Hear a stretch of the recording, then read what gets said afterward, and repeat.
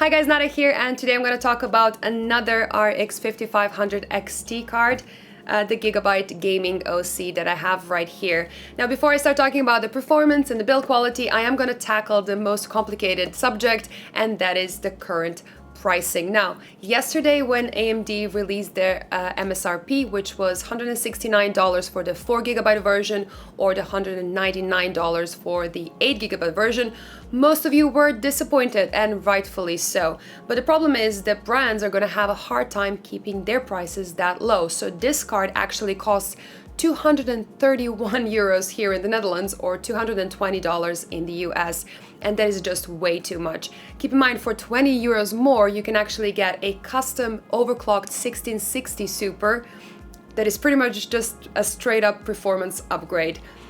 So even if this card is the coolest, the quietest card in the universe, it is absolutely impossible for me to recommend it to people at this price. So if you're watching this in the future, I hope the prices are different and this is not going to apply.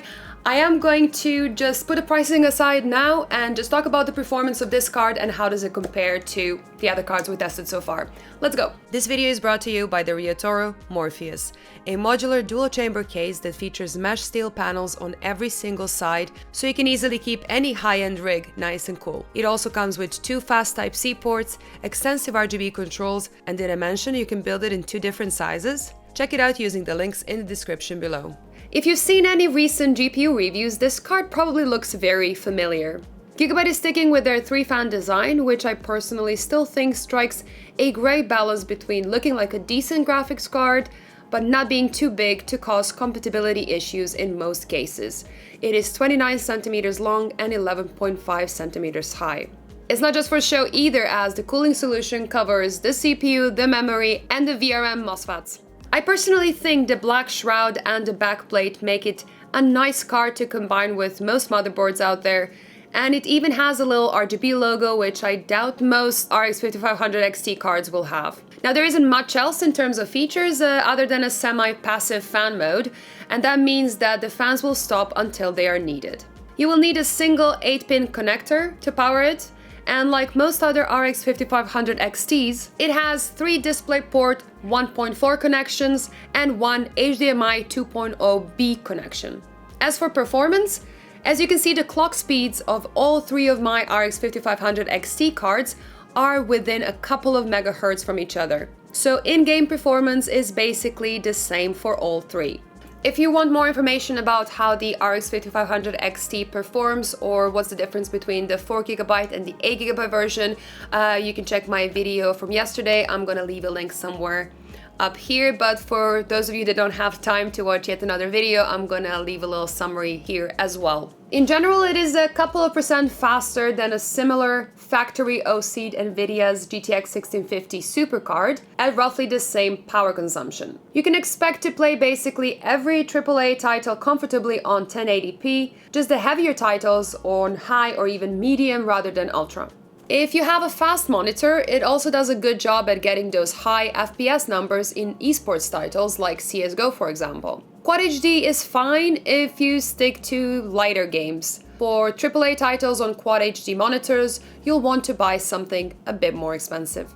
The 8GB model will be a bit faster in some games and high settings, but it will offer zero benefit in others. Now, I know some of you are disappointed that you're basically getting an RX 580 or RX 590 level performance at similar pricing.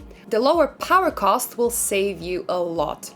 Now, I do wish we saw a huge performance leap as well, but honestly, expecting big performance leaps is just too optimistic.